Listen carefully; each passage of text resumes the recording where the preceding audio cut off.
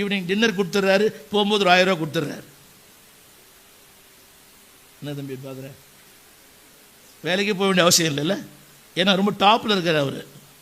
ஆனால் ஒன்று தெரியல இவங்களுக்கெல்லாம், இதெல்லாம் சத்தமாக சொல்லுங்க, சத்தமாக சொல்லுங்க, அழியாதது, வாடாதது, மாசற்றது, எந்த நிலையிலும் அது ஒன்றுமே ஆகாது.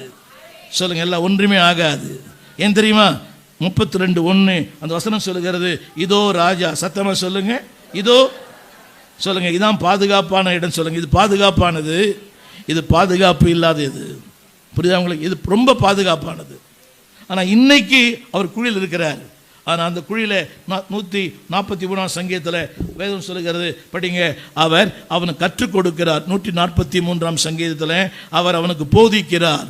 சொல்லுங்க எல்லாரும், 143:1 சாரி அந்த 7ஆம் வசனம் படிங்க. 7ஆம் வசனம், கர்த்தாவே சீக்கிரமாக எனக்கு செவி கொடும். 8 கொடுங்க, 8 படிங்கள. 143 நீரே எனக்கு கற்றுக் கொடுக்கிறீர்.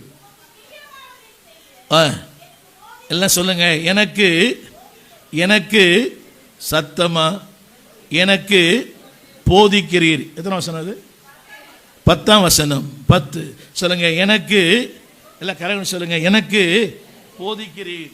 அந்த குழியில அவரோட பேசுறாரு. கரெக்ட் ஆமென் சொல்ல மாட்டீங்களா? ஆமென். ஒரே ஒரு வார்த்தை போதும், அந்த ஒரு வார்த்தை போதும். சொல்லுங்க, ஒரு வார்த்தை போதும். எங்க வந்து பேசுறாரு அவரு?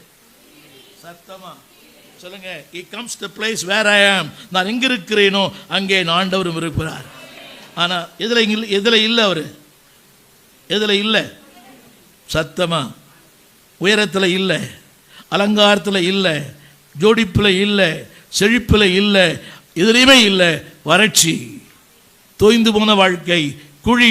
எல்லாம் சொல்லுங்க, தேவன் அங்கே எனக்கு கற்றுக் கொடுக்கிறார். எல்லாம் சொல்லுங்க, கற்றுக் கொடுக்கிறார். எல்லாம் கரங்கள் சொல்லுங்க, போதிக்கிறார். அவருடைய ஆவியானவர் என்னோடு கூட இருக்கிறார். கரங்களை தட்டி கவனிங்க, அவர் இருக்கிறார், வார்த்தை இருக்கிறது, ஆவியானவர் இருக்கிறார். சொல்லுங்க, தேவன் இருக்கிறார், வார்த்தை இருக்கிறது, ஆவியானவர் இருக்கிறார். ஆவியின் தமிழில் போட்டுறது ஆவியானவர். இப்போ சொல்லும்போது ஆவின்னு சொல்லக்கூடாது, ஆவியானவர். சொல்லுங்க, தேவன் இருக்கிறார், வார்த்தை இருக்கிறது, ஆவியானவர் இருக்கிறார். இதை தவிர வேற என்ன வேணும்? என்ன பால் என்ன வேணும்? சத்தமா இன்னைக்கு திரும்ப சொல்றேன், நம்ம வாழ்க்கையில் அவர் என்ன பார்க்கல, இவர் என்ன பார்க்கல, இவர் என்ன பார்க்கல, அவர் என்ன பார்க்கல, தேவையே இல்லை. யார் நம்மோடு இல்லை என்பது முக்கியம் அல்ல, யார் நம்மோடு இருக்கிறார் என்பது முக்கியம். சொல்லுங்க, ஆவியானவர்